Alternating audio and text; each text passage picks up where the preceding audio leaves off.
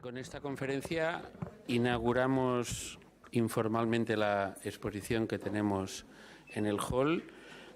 Afortunadamente tenemos aquí a su protagonista, Javier García Solera, que además tenemos la suerte en este cuatrimestre de tenerlo como profesor visitante, un arquitecto del que ahora Cristina lo presentará. Es uno de los arquitectos más rigurosos que tenemos hoy en el panorama nacional, tanto en el rigor de planteo de proyecto como en el rigor del propio dibujo, como también una cosa que en la exposición queda muy patente, en el rigor constructivo y de materialización de los proyectos. Es decir, es un arquitecto que desde el principio, desde las primeras ideas hasta la manera de realizarlas, sigue un recorrido muy estricto. Bueno, pues cedo la palabra a Cristina, que lo presentará, y luego después podemos, cuando acabe la conferencia, podemos visitar conjuntamente la exposición.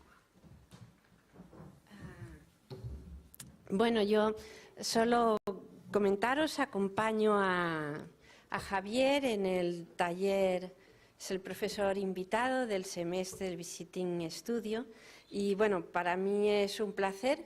Yo estoy segura, no solo yo, sino otros profesores hemos utilizado sus proyectos, ¿no?, como ejemplos en clase para redibujar, para estudiar y para servir de estímulo y germen, ¿no?, para nuevos proyectos de los estudiantes, con lo cual tener la oportunidad ahora de compartir ya cara a cara sus enseñanzas, pues bueno, para mí es un gran regalo y es un regalo para la escuela en general. El hecho de que esté la exposición aquí, pues bueno, va a permitir que irradie, ¿no?, su presencia aquí mucho más. Todos los trabajos son muy buenos ejemplos, ¿no?, pedagógicos para la persona aquí en formación. Yo creo que una de las características más interesantes de la exposición es esta muestra, ¿no?, escala 1:1, estos modelos de pequeñas porciones de obra, de detalles, de acabados, de escalones, ¿no?, de revestimientos diseñados por él y aquí materializados, ¿no?, y que son, yo creo, como la mejor presentación, yo creo, de esta faceta de arquitecto, él en tanto, ¿no?, persona muy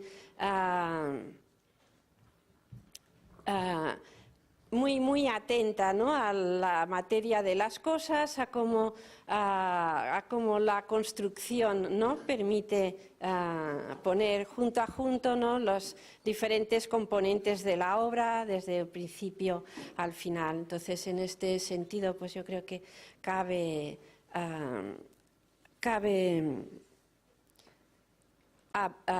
aprender de Javier.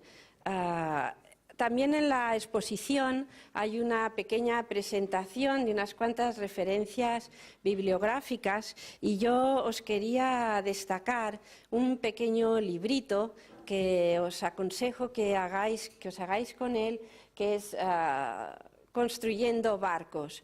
Este librito es una historia de la construcción de un pequeño edificio en el puerto de Alicante, la historia completa desde la construcción del suelo y de la escollera donde se va a instalar el edificio hasta poco a poco todas las fases de la construcción fotografiadas con todos los dibujos y especificaciones técnicas, lo cual pues es una pequeña joya, además en cuanto a diseño, formato, etcétera, que yo os recomiendo. Es uno de los tesoros de la exposición, que lo miréis, que están abajo, y bueno, pues una de las referencias para el curso también, en el que bueno, pues estamos trabajando en la propuesta de Javier en el puerto de Barcelona. También hay otra referencia bibliográfica importante, que es el propio catálogo de la exposición, que se llama Industrias. Creo que es un título hermoso de la exposición y del catálogo, y que está hecho también tipo formato paperback, este formato que años atrás manejábamos profesores y estudiantes en la escuela y que también permite como llevarse todo en el bolsillo y en el bolso, ¿no?, de una manera fácil de un lugar a otro. Con lo cual, bueno, pues yo creo que vamos a tener oportunidad, ¿no?, de conocernos y de aprender de primera mano, lo cual es un gran lujo. Y bueno, simplemente eso, pues te paso la palabra, Javier.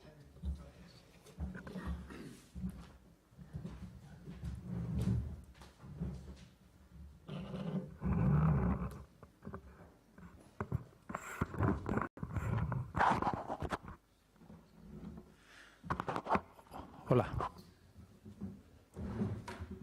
¿Se ve bien?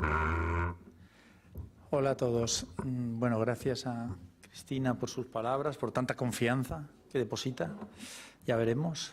Y a la escuela por invitarme una vez más, porque eso no es la primera que estoy aquí ni la segunda, a estar con vosotros, o bien aquí en el estrado, que es menos cómodo, o bien en clase, que es donde realmente es cómodo estar con vosotros los alumnos. Hace ya como 11 años creo que estuve la primera vez dando clases regladas aquí, arriba en la misma planta, en la 5ª planta, compartiéndolo en aquella ocasión con otra colega, con Beth Capdeferro. Y ahora vuelvo después de todos estos años, aunque he venido entre tanto pues a cosas de este tipo, más de tarima.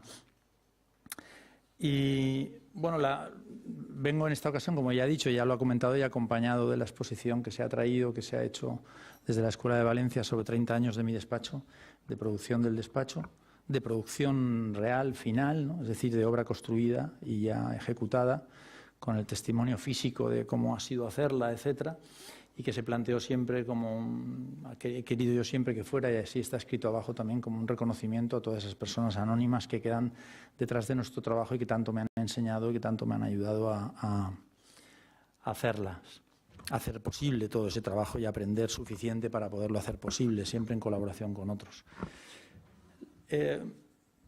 Como me comentaron de hablar hoy aquí ante todos, pues pensando en sobre qué podíamos hablar, pues uno piensa, pues no sé, vamos a buscar algo importante de lo que hablar, ¿no? Porque para hablar de tonterías, hablemos o de cosas superficiales, o de cosas menores, o de cosas parciales o sectoriales, hablemos de cosas importantes. ¿Y qué más importante puede haber que esa cuestión que a mí me gusta siempre mucho defender, de que no existe en realidad ningún cliente como tal, diferente de otro cliente como tal, sí matizable por la personalidad de la persona o de la institución que materializa ese encargo hacia ti o que representa ese encargo hacia ti, pero que en realidad los arquitectos nos debemos siempre a un cliente único, que es ese cliente que los arquitectos nos gusta llamar la ciudad, pero que podríamos llamar lo común, o que podríamos llamar de cualquier modo que refleje lo público. En realidad sería como más me gustaría a mí llamarlo, ¿no? Aquello que es de todos. Hablábamos arriba en la clase hoy, que a mí me gusta siempre decir que en realidad la ciudad es la única utopía posible, la única utopía que hemos conseguido construir, la única que no han podido destruir o no han podido ponerle zancadillas suficientes, porque en realidad es tan inevitable, es tan inherente a nosotros, que se reproduce con tal vértigo y de tal manera que es imposible como haberla podido evitar, ¿no?, como tantas otras. En realidad es una utopía, y lo es porque construida, digamos, posible, porque hace que podamos compartir una propiedad única de todo lo que la ciudad es y compartir un uso único de esa propiedad compartida, ¿no? Un uso privativo y particular de la unidad, de esa unidad común más grande que compartimos. Y por otro lado, por eso es por lo que no existe, creo yo, ninguna condición para la vocación del arquitecto que no pueda ser nada más que la vocación pública. Es decir, esa vocación que debe permanecer y que debe presidir nuestro trabajo siempre, de allá donde esté el encargo, y sea cual sea, por privativo que pueda parecer, por particular que pueda parecer, por significado que esté en una dirección u otra, que pensar que estamos construyendo siempre para ese lugar común, para ese público, para ese lo público que es la ciudad.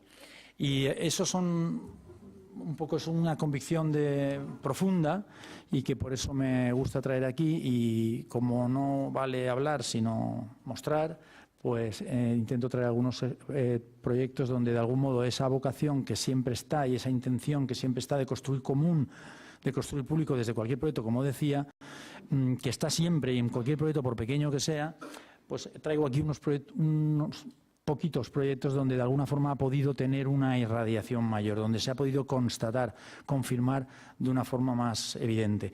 Cómo hay proyectos, cómo hay momentos, cómo hay lugares, cómo hay programas, cómo hay situaciones, cómo hay tiempos en los que aparece una oportunidad que en realidad en la que puede brotar esa condición, decididamente, esa condición de un proyecto que eleva su rango a un proyecto realmente de vocación común y de vocación de todos. Pero yo insisto, por particular que sea. Y en algunos momentos pues, esa oportunidad se decanta más y surge una oportunidad de que sea más evidente. Aunque, como digo y repito, en cada proyecto, por pequeño que sea, deberíamos tener siempre puesta la atención sobre eso. Claro, ¿cuál es el espacio público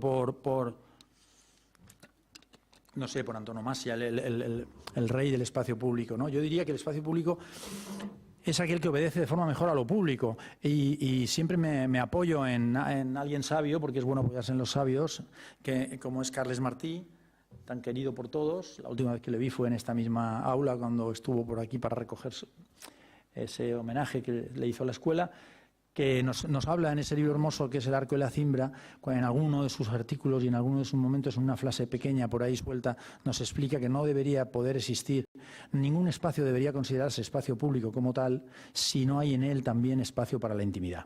Yo creo que ahí estaría la clave ahí, es decir, en la operación contraria estaría la clave de algún modo una paulatina derrota que estamos de alguna forma sufriendo cuando estamos permitiendo que los espacios públicos se conviertan en lugares excesivamente dirigidos, excesivamente programados, excesivamente comprometidos con lo comercial, con el negocio o simplemente con un uso, digamos, programado para que esté dentro, digamos, de los cauces de lo que conviene que ocurra, por decirlo de algún modo, ¿no?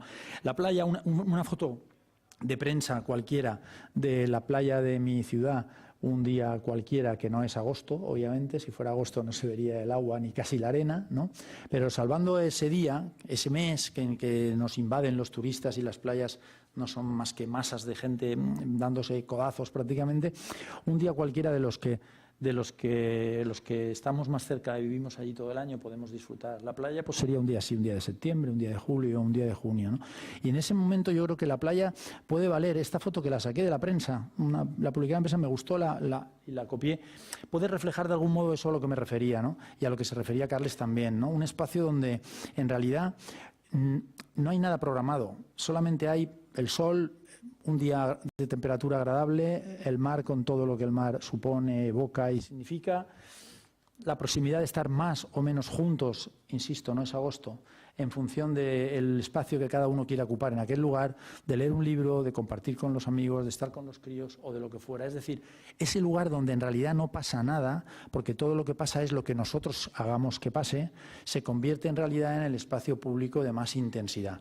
Curiosamente es quizá por eso, porque refuerza mucho esa potencialidad, esa posibilidad de ser un espacio en el que nos encontremos en intimidad también, en relación con nosotros, en relación con los propios, en relación con el mar, en fin, con lo que fuera, sin hacer nada, ¿no? Es curioso porque cada día, desde una especie de mainstream generalizado, se asocia más la libertad con la capacidad de hacer cantidad de cosas, cantidad de actividades, cantidad de cosas extraordinarias, digamos, fuera de lo habitual, y es verdad que pocos estaríais contra mí si yo dijera que en realidad no hay sensación de libertad más grande que el día que estás tumbado en la playa, solo, con silencio, escuchando solo el mar y pensando en casi nada, ¿no? Hay algo ahí de embriagador, de sentirte como libre, que no te lo produce precisamente esa especie de cultura contraria de que la libertad se produce por acumulación en la cantidad de elecciones posibles de cosas para hacer, ¿no? Los arquitectos, por tanto, deberíamos buscar propiciar eso, poner la ciudad antes que ningún otro, entender, como ha dicho también Antonio Miranda, ha enunciado también aquella frase que me gusta mucho repetir quienes me conocen, me la han escuchado tantas veces, ¿no?, de que el cliente, el arquitecto siempre le pide arquitectura, pero si el arquitecto lo es de verdad, siempre devuelve ciudad, dice él, ¿no? Poner la ciudad delante de nosotros y saber cómo acometer lo que es la construcción de la ciudad. Insisto, esa utopía construida, esa utopía en producción todavía, en conformación, pero que se nutre básicamente del respeto a la individualidad y del respeto a lo colectivo también, a lo común, a lo que es de todos. Comentábamos en clase arriba también esa idea acertada de Manuel Delgado, que tanto ha estudiado los fenómenos urbanos, la ciudad, etcétera, cuando él dice que frente al derecho de la diferencia, el derecho respetado, respetable y necesario de la diferencia, él quisiera también reclamar el derecho a la indiferencia, es decir, a que le dejen estar, a que le dejen vivir, a que le dejen ser, a que le dejen circular por la ciudad, ser uno, estar consigo mismo, estar con quien desee, no estar programado continuamente con actividades allí. Y aquí hay dos señores que hay un siglo de diferencia entre ellos, ¿no? Son Ruskin y Jaime Lerner. Ruskin todos sabéis quién es, Jaime Lerner muchos lo sabréis también, claro, fue el alcalde de Curitiba, arquitecto en Brasil, ¿no?, que reconvirtió esa ciudad a base de hacer mucho hincapié en la construcción de infraestructuras físicas públicas, etcétera, que dijeron con un siglo de diferencia, de distancia entre ellos, dos de margen de tiempo, dos cosas que son muy importantes que yo creo que habría que saber siempre tener en cuenta a los arquitectos y que tiene que ver con de lo que hoy pretendo estar hablando, ¿no? John Ruskin nos dice al final de sus conocidos libros sobre crítica, nos dice a los arquitectos, mirándonos a los ojos directamente, nos dice: no construyas si puedes evitarlo. Es decir, eso sería como un lema en el que nosotros deberíamos mantenernos siempre constante. En realidad es necesario hacer esto, es necesario ejecutar esto, es necesario hacer esto en tal cantidad, en tal tamaño. No construyas si puedes evitarlo. Hazte esa reflexión siempre, ¿no? Y Jaime Lerner dice algo parecido en una entrevista cuando le explican qué pasaba, cómo era su quehacer en la administración cotidiana de una ciudad como Curitiba, compleja, una ciudad brasileña con todo lo que supone eso, ¿no? Y él decía una frase que a mí me cautivó, ¿no? Decía, cuando estás en la administración de una ciudad, decía literal, hay veces que es muy importante no hacer nada con urgencia. Es decir, hay veces que es muy urgente parar y no hacer nada, ¿no? Dejar espacio para los demás, espacio para la reflexión, espacio para pensar, espacio para que corra el aire, espacio para que vuelva la naturaleza a manifestarse. Podríamos traducirlo de tantas formas, ¿no? Bueno, yo creo que este proyecto que es tan conocido, ¿no?, de los Lacaton y Basal franceses, la pareja francesa esta que tiene tantos proyectos que podrían ser referenciados aquí y en cualquier lado, no es muy significativo de eso, ¿no? Ya sabéis la historia, les encargan esta pequeña plaza cerca de Burdeos hacer una intervención, un proyecto que encargan a un arquitecto. Claro, un arquitecto es muy difícil ser fiel a Ruskin y a ser comprometido con Ruskin y con Jaime Lerner, y cuando te entregan el plano de una plaza, devolverlo y decir, ya tengo hecho mi proyecto, son 30.000 euros de honorarios, ya tome, y le devuelves el mismo plano que te dio, ¿no? Y el tipo te dirá, pero oiga, usted es un jeta, ¿no? Digo, ¿cómo un jeta? Usted sabe el trabajo, el esfuerzo, los años de reflexión, la cantidad de vueltas que tenemos que dar a las cosas para llegar a la conclusión de que no hay que hacer nada. Me he ganado los honorarios sobradamente. De la otra forma, encima, además de los honorarios, tendría que pagar el coste de una obra que probablemente estropearía todo lo más encantador que hay en ese lugar, ¿no? Bueno, pues algo muy próximo a eso es lo que hacen Lacaton y Basal en este proyecto. Como sabéis, es muy conocido. Presentan una memoria. Simplemente devuelven, no un plano lleno de pavimentos nuevos, llenos de formas alabeadas que singularizan el lugar, lleno de espieces singulares que nadie ha hecho antes, llenos de farolas diseñadas que no sé qué, no. Devuelven simplemente un plano con una memoria de mantenimiento que explica si quizás sería mejor ese contenedor que hay ahí, desplazarlo y ubicarlo en otro lugar que entorpeciera menos esa visual, si sería mejor que ese banco de ahí que le falta una tabla le fuera reparada y en otros casos sustituidas o barnizadas, algún bache o algún bollo donde se forma un charco, eliminarlo, etcétera, etcétera, etcétera. Es decir, muchas veces la mejor reparación de tu automóvil es una buena síntesis de su mantenimiento, ¿no? Y no perdería lo que tenía la plaza y que por fin preservó. Hay que ser, creo, muy arquitecto para ser capaz de estar en la línea de Ruskin y de Jaime Lerner en esos dos momentos en que ellos citan esas cosas y abordar los proyectos con una renuncia suficiente a esta obsesión que tenemos o que se tiene por parte de los arquitectos y que ha sido tan fomentada por los medios, ¿no?, que es la obsesión de autoría, que es donde probablemente esté el germen de tantos problemas y tantas situaciones problemáticas que la arquitectura ha generado y genera. Y me temo que seguirá generando. Este es el paseo de mi ciudad. Mi ciudad, lo mejor que podéis hacer, yo siempre digo, lo mejor de mi ciudad es el bypass. Cuando llegas por la autopista, lo mejor que hay en la ciudad es el bypass. La coges y sigues para Murcia. Pero también hay alguna otra cosa que no está mal. Y, por ejemplo, sería este paseo, que tiene muchos años, que es un paseo que de los años... Bueno, el paseo de toda la vida, Paseo de los Mártires se llamaba, luego le cambiaron el nombre a la Explanada de España. Bueno, un paseo, yo me atrevería a decir que casi un poco paleto, un poco de provinciano, vamos a decir más que paleto. Pero es un paseo que tiene prácticamente todo lo que puedes necesitar para constituirse y alzarse en algo que yo me atrevería a decir que es un espacio público de calidad. Claro, le sobraría también, como no, ya lo sabemos, que voy a contar, si estoy en Barcelona, los miles de turistas de los cruceros y de tal, etcétera, que lo revientan con frecuencia, ¿no? Pero tiene, digamos, el arquitecto que ha pasado por ahí, o los ingenieros que ha pasado por ahí, han dejado, digamos, lo básico, ¿no? Un suelo firme que puedes pisar cualquier día del año, llueva o no llueva, haya más o menos polvo, lleves un tipo de calzado u otro, unos árboles que te procuran una semisombra, una sombra relativamente espesa cuando están muy juntos, como son las palmeras nuestras, unas épocas del año, y mucho sol también todas las épocas del año, por tanto puedes siempre tener en cualquier día del año la elección entre el sol y la sombra, una vegetación de los bordes suficientemente alta como para poder proteger del paso de miles y miles y miles de coches que pasan por esa vía de la izquierda, que es la que separa del puerto, que luego veremos en un plano, yo os la señalaré.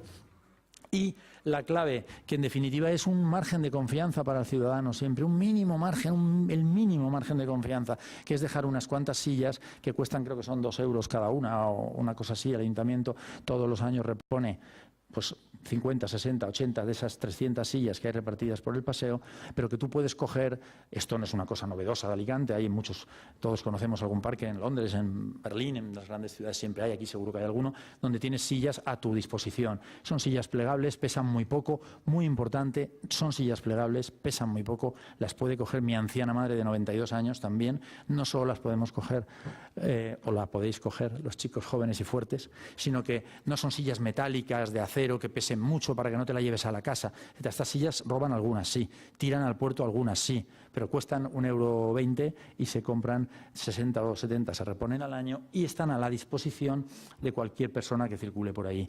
Hay algo muy hermoso que es: tú no tienes obligación de devolverlas a ningún lado, por tanto, a lo largo de los 500 metros de largo por 25 o 30 de ancho que tiene el paseo, puedes moverlas y ponerlas allá donde quieras. Y luego a eso de las 11 de la noche, depende de la época del año, o a las 12:30, depende de la época del año, más veraniega o menos, pasa un empleado del ayuntamiento que recoge las sillas y las deja apiladas contra las palmeras y por la mañana empieza de nuevo la vida en el paseo. Esas sillas dejan cada día a las 10:30, 11, yo fui con mis alumnos a mapear, ahora que estamos está tan en boga esto de mapearlo todo, ¿no?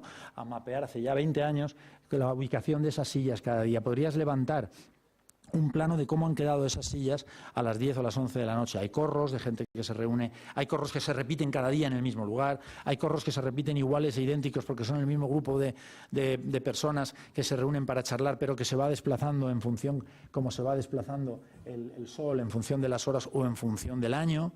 De la época del año, quiero decir. Hay sillas de gente que se pone en fila a ver pasar a los demás, como se ha hecho siempre en los paseos. Es decir, hay muchas formas y fórmulas en las que la gente vive su condición de ciudadano propietario de aquel paseo salón que utiliza como quiere, sin molestias hacia nadie. Y, por supuesto, como se ve en aquella foto a la derecha, siempre queda, como le gustaría ver a Carles Martí, si viera esta foto, que la ha visto, espacio para la intimidad.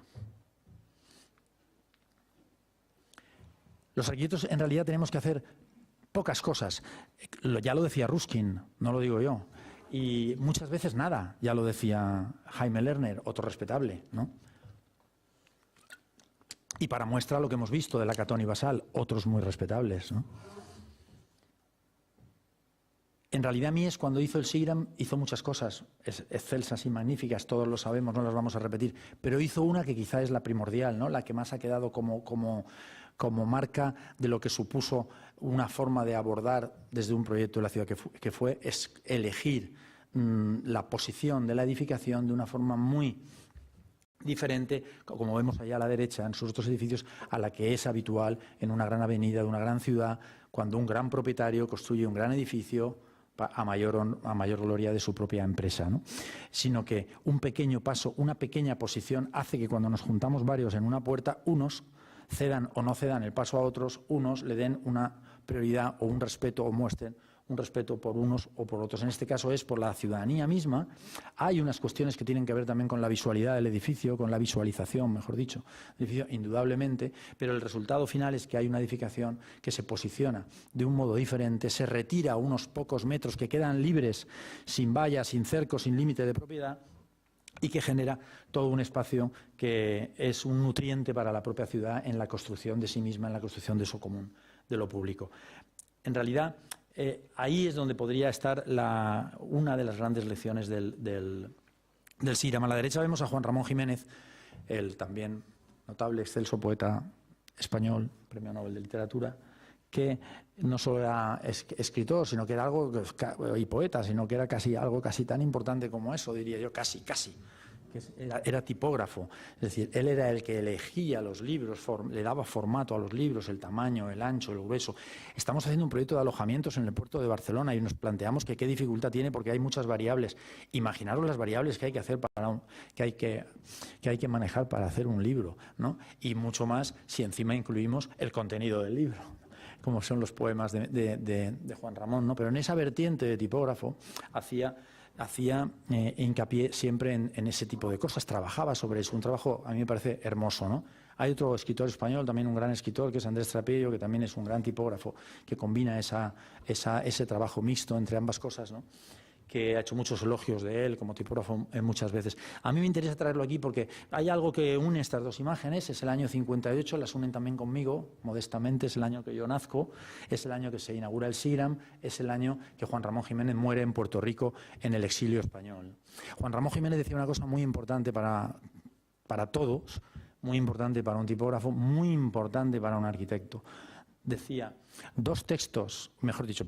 decía, el mismo texto en dos ediciones distintas dice cosas diferentes. Es decir, no es igual maquetar un texto de poemas de un modo que de otro. No es igual mostrar en una publicación de arquitectura los planos, las imágenes, en un formato que en otro, en un tamaño de papel que en otro, en un tipo de línea que en otro, en una tipografía de letra que en otra, en un espesor de libro, en un peso de papel, etcétera, etcétera, etcétera, etcétera, ¿no? ¿Conocéis la historia esa, que igual es apócrifa? Yo no lo sé, pero es bonita y por tanto merece la pena contarla, aunque fuera apócrifa. Si lo fuese, seguro que Cristina lo sabe, sobre el cambio del material en el CIRAM, que tenía que ser negro, como todos los edificios del CIRAM, y la hija del señor CIRAM, cuando su padre rechaza el edificio que le presenta Mies, porque dice, pero este tipo que me has traído aquí, porque es la hija de Mies, es la hija de CIRAM en la que se empeñan que sea Mies quien haga ese edificio, porque él es un señor rico, millonario, que tiene una empresa muy gorda y quiere hacer un edificio muy importante en el mejor solar de Nueva York, pero en realidad sabe poco más de artes, de cultura, de arquitectura, etcétera. Pero la hija no, la hija es ya la hija de rico que vive en Norteamérica y que es ya más snob, supuestamente, supongo, ¿no? Que sabe más de todos estos mundos y quiere que el edificio sea un emblema para la ciudad, pero un emblema de verdad, que lo haga el mejor arquitecto vivo a su juicio, el arquitecto que mejor lo puede hacer al juicio de ella. Y por eso llaman a Mies, pero Mies aparece allí, cuenta la historia, aparece con una maqueta de este edificio, todo de estructura pintada en negro, como otros que había hecho o iba a hacer en Chicago, en otros lugares anteriores, y este señor le rechaza el proyecto porque le dice, este tipo le llamo para darle la oportunidad de su vida y me hace el mismo edificio que hace siempre, ¿no? Entonces yo quiero mi edificio, ¿no? Mies se retira, supongo triste, compungido, a punto de perder un encargo como este, imaginaos, ¿no? Y entonces pues le da vueltas a cómo podría ser todo esto. Esto es como yo cuento la historia esta. Y entonces digo yo que se pondría a lo mejor a ojear alguna entrevista de Juan Ramón Jiménez, que estaba por ahí por Puerto Rico, y lee esto, ¿no? El mismo texto en dos ediciones diferentes dice cosas distintas, o el mismo texto en dos ediciones distintas dice cosas diferentes. Y llama a las pocas horas a la hija del señor CIRAM y le dice, dile a tu padre que esté tranquilo, que ya tengo el proyecto resuelto, vamos a hacer un edificio esta vez totalmente diferente. Y le presenta el mismo edificio, la misma maqueta, pero le dice, ahora no será de hierro pintado en negro, será de bronce. Por tanto, posición y material, que es como decir ciudad y construcción, que es como decir 1.000 y 1.1. Es la forma en que el proyecto se autogenera, digamos, si el arquitecto es capaz de activar algo que ponga el proyecto en marcha, activar algo a partir del programa, a partir de la ubicación, a partir de los tiempos, a partir de los plazos, a partir de los costes, a partir de la singularidad del propietario concreto, a partir de tantas cuestiones que tienen que ver con la información con la que viene un proyecto ya dado, si es capaz de activar algo, un resorte que ponga en marcha el proyecto, que puede ser muy poca cosa, que puede ser una raya recta, que puede ser un movimiento, que puede ser un pequeño pero que nace en un primer momento y le hace cobrar de algún modo vida al proyecto. Y entonces es cuando el arquitecto tiene, a mi juicio, que aprender a escuchar lo que el proyecto va buscando, va pretendiendo, y en realidad nuestro trabajo es un trabajo más de escuchar, como casi todos, que de decir, que de hablar, ¿no? Más de atender que de ordenar o que de indicar, más de percibir cómo deben ser las cosas, que de intentar encontrar en nuestro interior cómo las cosas deben ser, ¿no? Vuelvo a citar a Antonio Miranda, al que no puedo dejar de citar siempre, cuando dice eso tan hermoso, de algo parecido escribe en ese librillo, cuando apoyándose en Roland Barthes y sus teorías sobre el autor y el texto, ¿no? Dice algo que me parece que es una frase redonda, que define muy bien a lo que yo me quiero siempre torpemente referir, ¿no?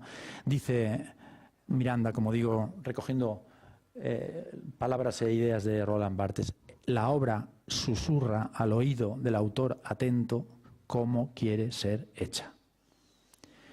Yo creo que ya me podría ir, porque ya a partir de aquí casi cualquier cosa, que enseñar las imágenes y irme, ¿no? Porque cuando se ha revelado una sentencia, como decía aquel, sagrada y misteriosa, poco queda que podamos decir los demás. La obra revela al oído del autor atento cómo quiere ser hecha.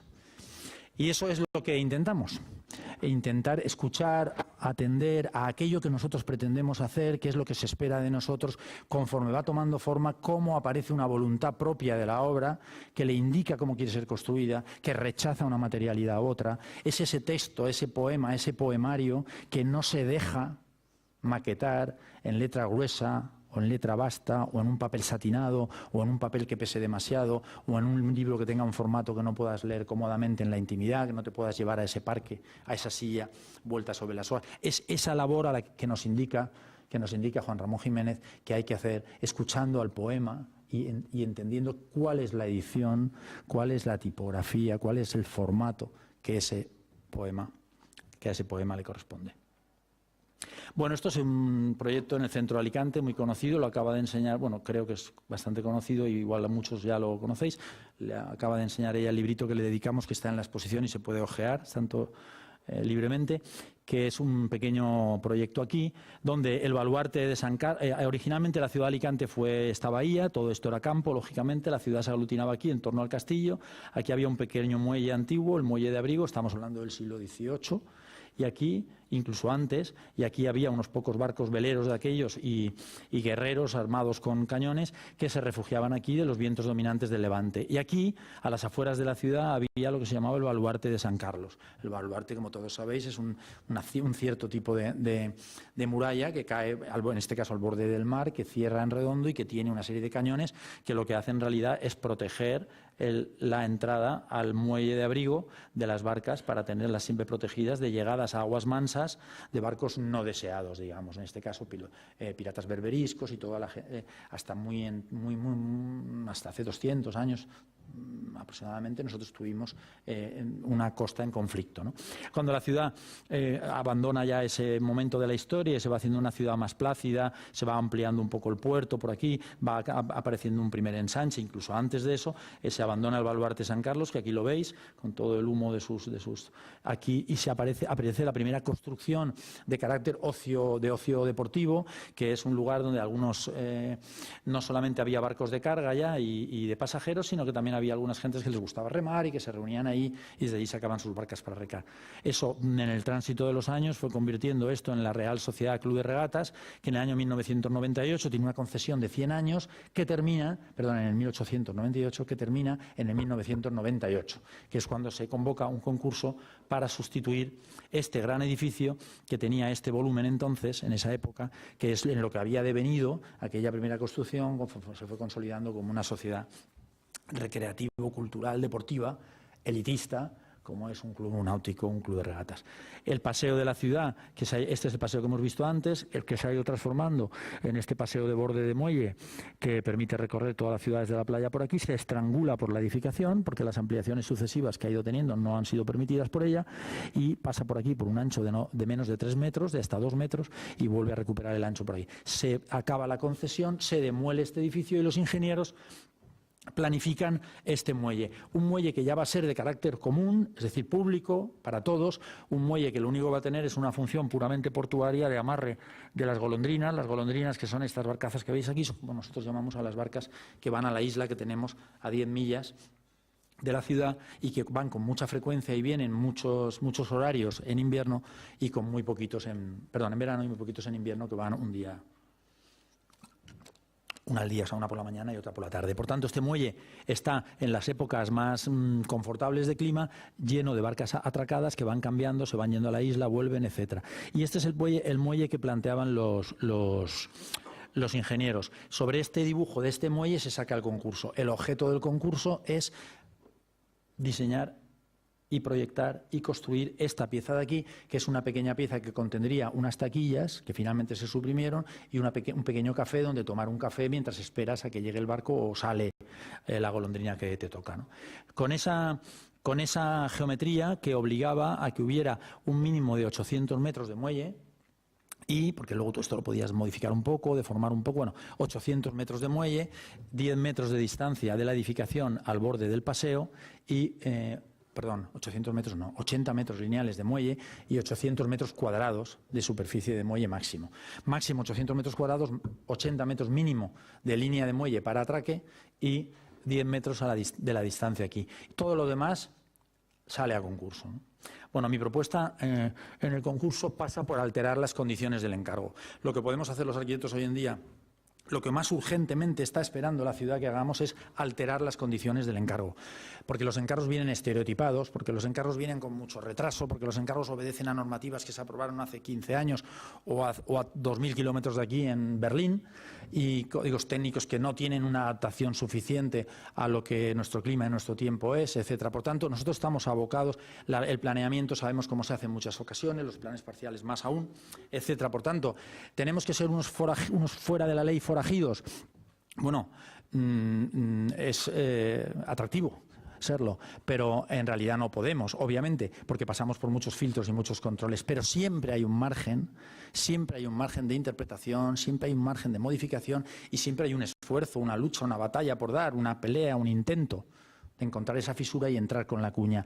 Lo más importante para nosotros, se lo digo siempre a mis chicos alumnos, es la cuña, porque lo que parte de la piedra, por dura que sea, es la calidad de la cuña y la profundidad a la que sea capaz de entrar y cómo esté, digamos, bien ubicada en compañía, además, siempre de otras, etcétera. Por tanto, llegar pegando gritos a una oficina diciendo lo malo que es ese plan parcial o lo malo que es esa normativa o lo absurdo que es ese código técnico e intentando hacer por las bravas cualquier cosa que te permita más despeje en esto que voy yo, ¿no?, a trabajar, es una actitud ridícula, por otro lado, y nada de compromiso, que es lo primero que nosotros tenemos que tener. Pero siempre hay lugares y fisuras por las que escaparse, y en los concursos más, ¿no?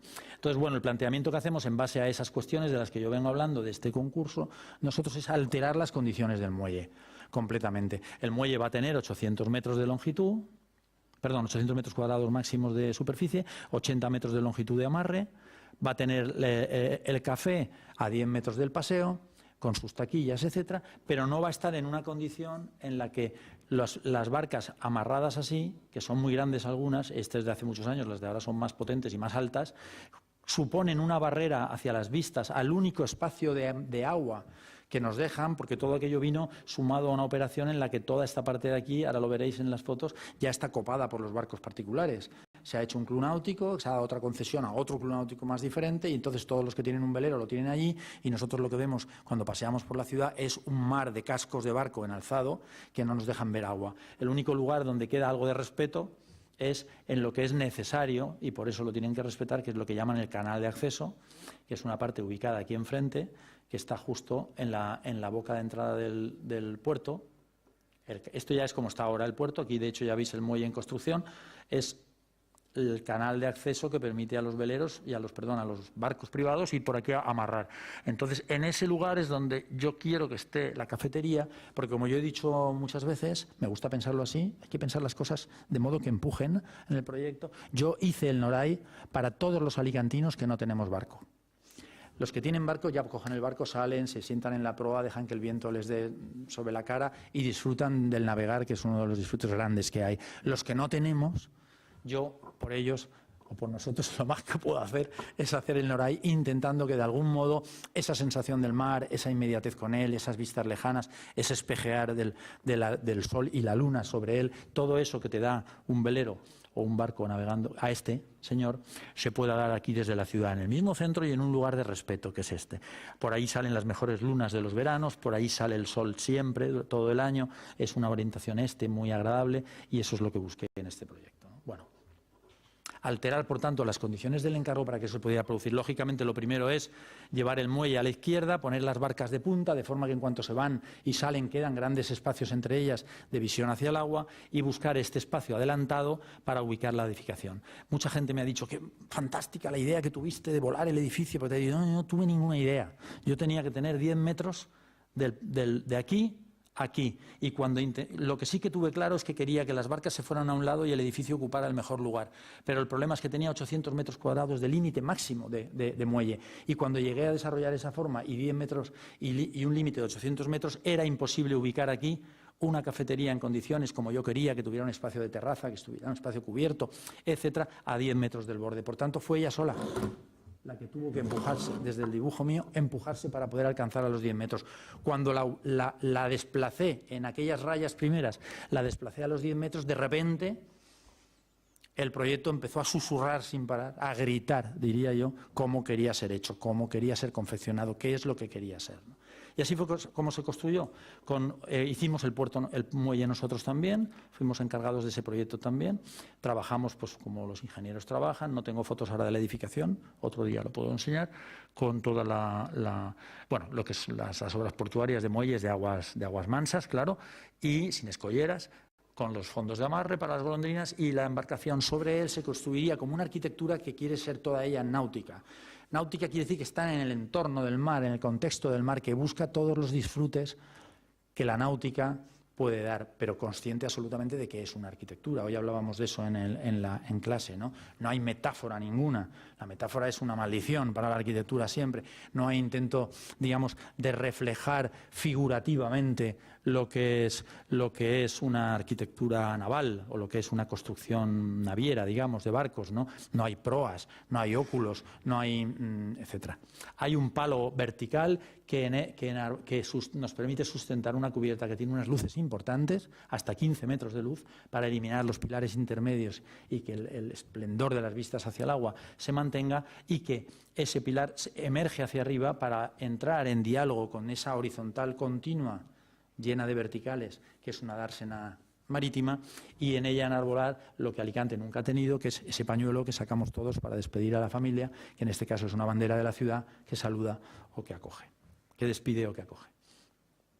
Bueno, la construcción se hizo, por tanto, eso sí, toda como lo que la arquitectura quería ser, que era náutica.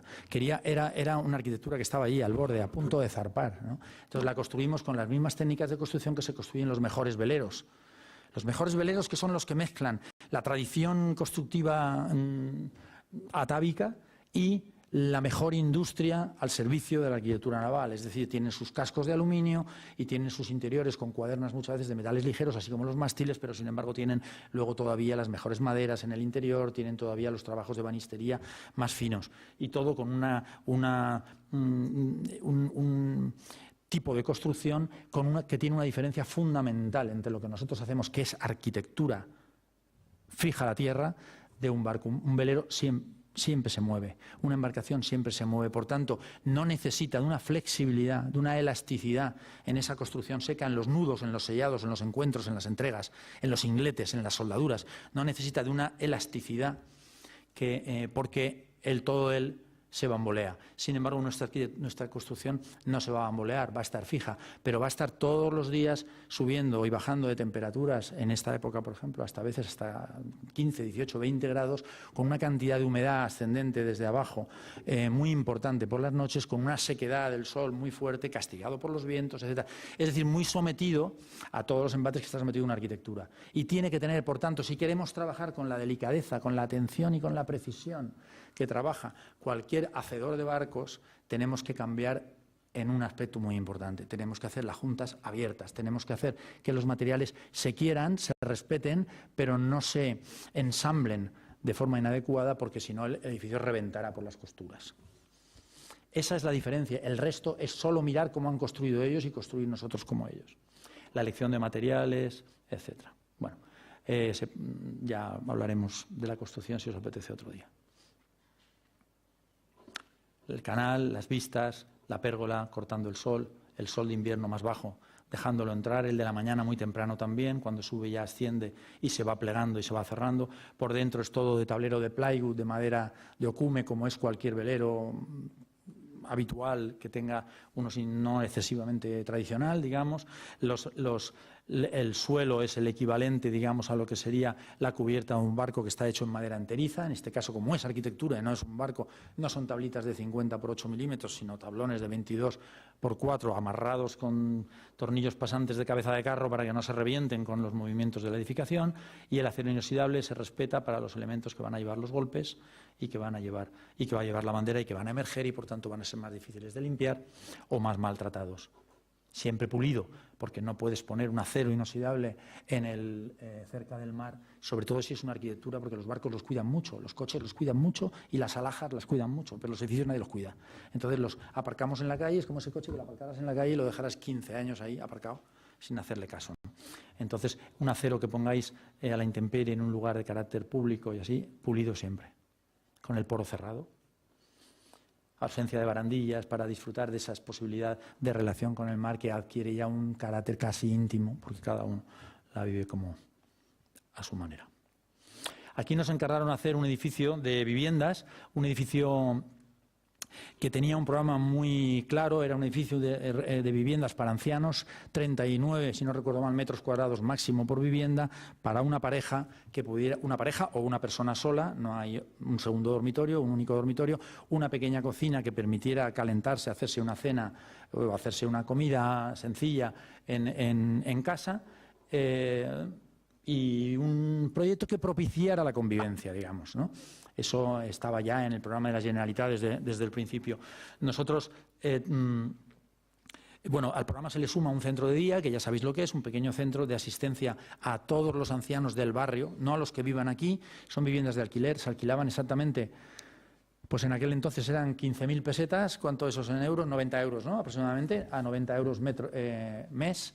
Para residir. Se seleccionaba mucho, lógicamente, a las personas en función de sus limitados ingresos y sus condiciones. Eso sí, tenían que ser personas autónomas, capaces de vivir allí ellas solas. No tenían asistencia, no tenían ayuda profesional para ellos. Pero, sin embargo, sí que había unas zonas comunes, algo parecido a lo que puede ser el proyecto que nosotros estamos haciendo.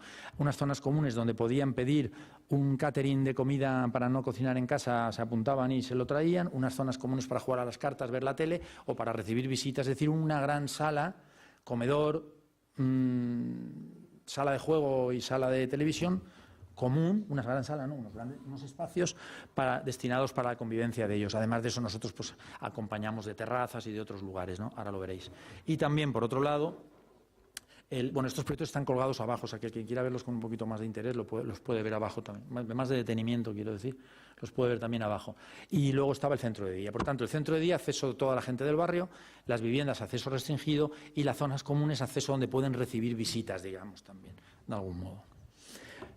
Pero todo eso es fácil. Esto es el Hospital Cardiovascular, un edificio que no está mal para lo que Alicante es, de los años 50, como tenían esos sanatorios en su momento, una gran pinada, que es esta, aquí atrás, por la que caminar y pasear la gente que estaba, bueno, recuperándose. Ahora es un centro de paliativos, aquí de cuidados paliativos. Esta es la parte final del solar. Nuestra tierra es así, o sea, mi tierra es así, es desértica, ya lo sabéis, no os lo tengo que contar. Lo que pasa es que aquí regaban, y al regar siempre los aspersores esos, que siempre tienen un poco de agua que cae al otro lado, tenían todo el borde todo este borde del solar. Estas son fotos del día que me llamaron para encargarme del proyecto. Entonces me fui a ver el solar, ¿no? Y vi este gran solar triangular aquí. Pero vi que estaban construyendo aquí esto. Construyendo es ejecutando unos pocos pavimentos, 2 parterres de verde, unos bancos por ahí y 3 farolas, ¿no?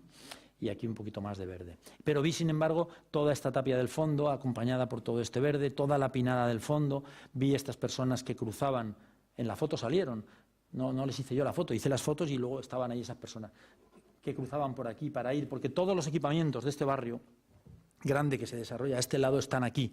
Está el cardiovascular, está el centro de día que acompaña al cardiovascular, está el instituto, está el colegio, está la escoleta, la guardería, todos los equipamientos están ahí.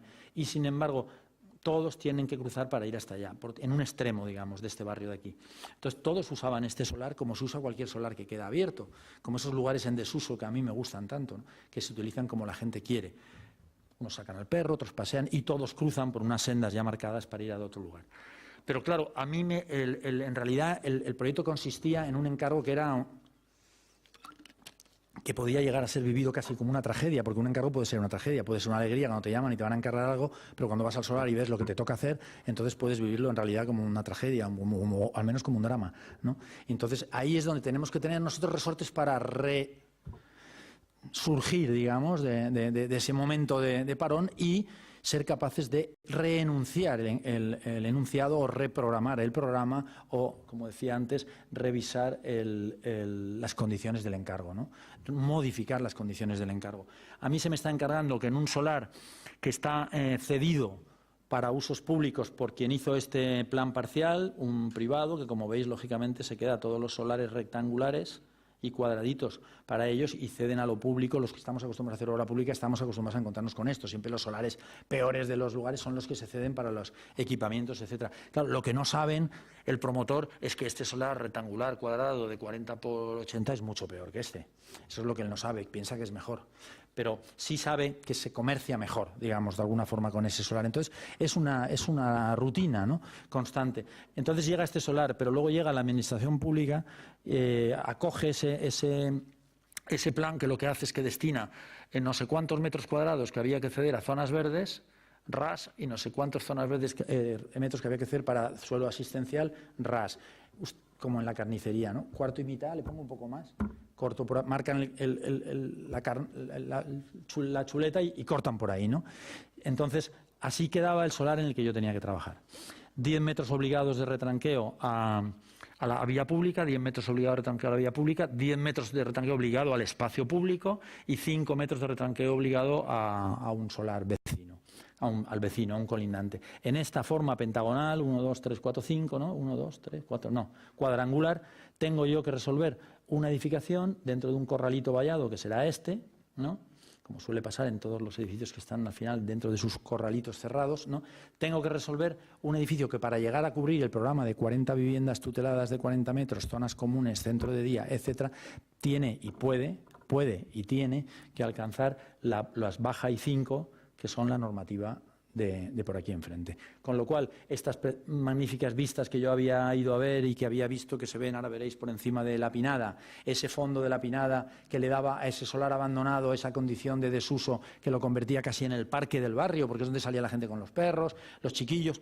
cuando salen aquí del instituto y del colegio y van hacia sus casas, se quedan por aquí, se quedaban en el solar este por aquí, pues como pudieran, sentados en un bloque porque no había un banco ni había nada, ¿no? Qué poco costaría estos solares que están en desuso ponerles 4 bancos, ¿no? Y 4 farolas y una cesta de baloncesto, aunque el suelo esté rugoso, da igual, ¿no? Bueno, era yo el que tenía que llegar y plantificar aquí una edificación de esa altura, de esa envergadura, que además cumpliera todas las normativas, por tanto iba a ser difícil que se apretara aquí. ¿Lo habría hecho bien? Yo creo que lo habría hecho bien, porque nosotros llevamos ya mucho rodaje y en nuestro despacho somos rigurosos y más o menos lo habríamos hecho bien, ¿no? Pero no dejaba de ser para mí algo muy superior el drama que suponía intervenir de ese modo en ese lugar, ¿no? Me parecía que un programa público, de viviendas de alquiler público, que quedan en propiedad de todos y que se las ofrecemos a las personas que las necesitan, y un espacio de zona pública, era absurdo que se ubicara por aquí, recogiendo luego un montón de metros cuadrados cerrados detrás de un corral, que no valen para nada porque tienen una dimensión que la sombra los apaga, los tapa, los cierra, y no valen para desarrollar ningún tipo de nada, y además estos son todo un lugar donde solo viven ancianos allí dentro, y aquí una porquería que le llaman zona verde, que en realidad es un poco de tierra roja, 2 parterres verdes, 2 árboles, 2 farolas y 3 bancos, ¿no? Entonces yo, como aquello me parecía que mi labor funcional, en la línea de lo que vengo contando todo el rato, ¿no?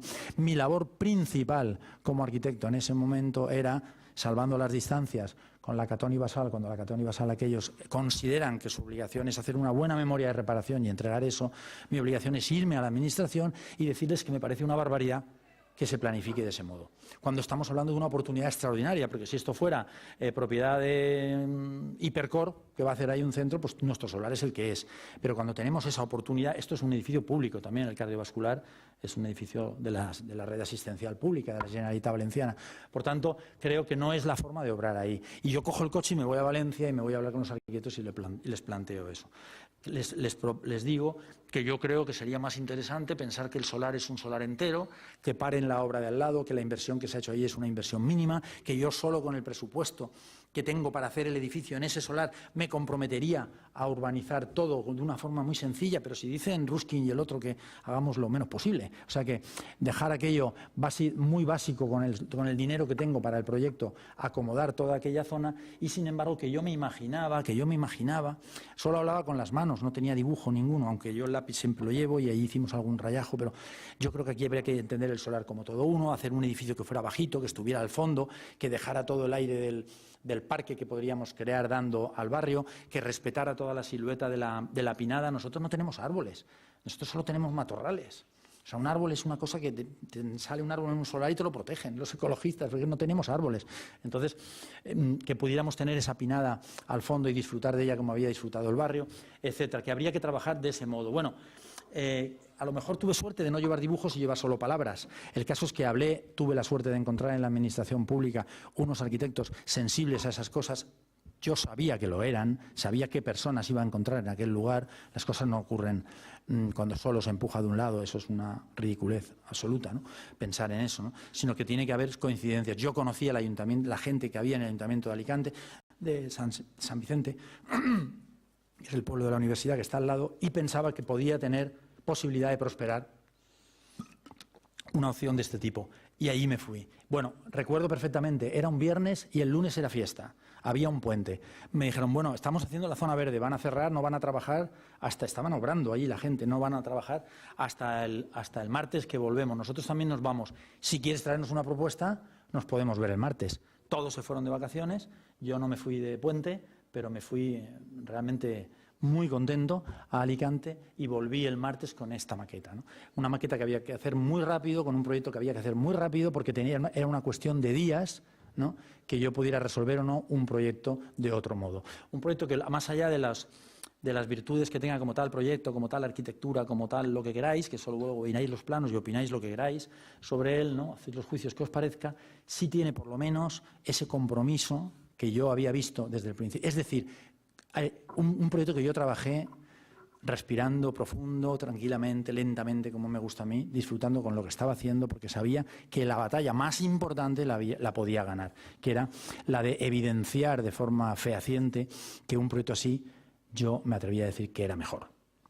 Era mejor proyecto este u otro, pero esa forma de plantear esa edificación al fondo, todo lo que hemos hablado, es decir, un proyecto al servicio de un cliente que es la ciudad, no un proyecto para cubrir un programa y un expediente que es necesario cubrir y una asistencia social que bien legítimo y bien loable y bien orgulloso y satisfecho estoy de haber trabajado en ese programa. Pero no solo eso, hay más. Los arquitectos buscamos más, ¿no? Debemos buscar a la ciudad. El arquitecto, el cliente le pide arquitectura, si lo es de verdad, dice Antonio Miranda, siempre devuelve ciudad. Bueno, llevé estas maquetas. Les parecieron bien, les parecieron oportunas, les complementaron bien lo que habíamos hablado antes, se decidieron hablarlo con el ayuntamiento, fuimos a hablarlo con el ayuntamiento, se paró la zona de obra, se me encargó el proyecto y con el mismo dinero hicimos el edificio y la zona verde. Estos son los dibujos que yo ya llevé ese mismo día. Llevé esa maqueta de arriba, esa maquetita pequeña. El proyecto es muy sencillo, se ve en la maqueta, simplemente aprovechando unos desniveles que hay, arrancaremos aquí un poco levantados con este pequeño talud muy suave, levantándonos un poco de esta cota que es la más alta para que cuando lleguemos aquí, esta barra de viviendas esté a nivel de primer piso sobre esta, porque esto sube aquí, baja aquí y baja un poco más aquí, por tanto aquí puedo entrar por debajo y ahí debajo puedo poner el centro de día, esta pieza horizontal que cruza aquí de punta va a ser las zonas comunes, me va a permitir tener una terraza arriba a la que van a poder ir desde todas las viviendas para utilizarla y me va a permitir acomodar sin grandes movimientos de tierra los desniveles que tiene el solar. Unos pocos muros horizontales, un poco de tierra amarilla, albero, un poco de tierra más blanca, un poquito, muy poquito de verde, que está solo en la zona donde hemos plantado 100 árboles, que esos árboles cuando van creciendo y van haciendo sombra van matando el verde inicial, quedamos sin necesidad de regar eso y queda ya eso que yo decía al principio a ellos. Hagamos una especie de bosque, hagamos un parque, algo más comedido, ¿no? Hagamos un parque arbolado y vivamos al fondo. Pongamos esas viviendas al fondo de ese parque. Esta imagen que está hecha sobre una foto verdadera con los dibujos. Esta es una foto verdadera hecha allí a pie de primer piso, desde un edificio de enfrente y desplegada de lo que es la pinada que tenemos al fondo. La edificación que se queda detrás de nuestra propia arboleda, con lo cual prácticamente desaparece. Los abuelos viven todos en el primer piso, preguntar a cualquier promotor que conozcáis. En una ciudad tranquila, pequeña, en un pueblo, la gente mayor quiere los primeros pisos. Le gusta mirar a la calle, le gusta distraerse bien. Igual que bajan al parque y se sientan a ver pasar la gente, lo hacen, ¿no? Todos viven en primer piso, todos están suficientemente levantados del suelo para que no pueda entrar nadie desde fuera, sino que el corredor tienes que entrar por los portales. Todas están orientadas a estricto sureste, que es la mejor orientación que hay en mi tierra, yo creo que aquí también. Cualquier casa tradicional que te encuentras por el campo cuando vas cazando mariposas de paseo por el campo y te encuentras una casa antigua medio en ruinas, le queda la higuera y la marca de sus trazas orientadas siempre a sureste, porque es el sol que es agradable todo el año, incluso en verano por la mañana, y que se esconde rápido detrás, ¿no? Bueno, estas son imágenes de aquello recién terminado, cuando los árboles todavía eran palos. Como veis, venimos hasta aquí, nos quedamos arriba, aquí nos cabe el centro de día y aquí delante las zonas comunes. Esto además permitió que aquí hubiera esta última vivienda en vuelo que protege de lluvia a la zona donde está la parada de autobús con la que la gente pues, baja a la ciudad, etc. El resto es un parque abierto, utilizable por todos. Aquí ya ha pasado algún año, ya los árboles empiezan a crecer y esto es como está ahora, que ya tenemos al fondo del parque las viviendas abajo y la arboleda arriba. Bueno, creo que voy un poco lento, entonces voy a contar este proyecto muy rápidamente, que es un proyecto parecido, es el mismo programa, pero es un concurso. Pero hay otra vez esa intención de superar las condiciones del programa y, como en la vez anterior, triunfar, en el sentido de, por lo menos en lo principal, yo creo que el proyecto es mejor, ese u otro proyecto, insisto, que cualquier otro proyecto que hubiera sido de 6 plantas en ese lugar donde se pretendía.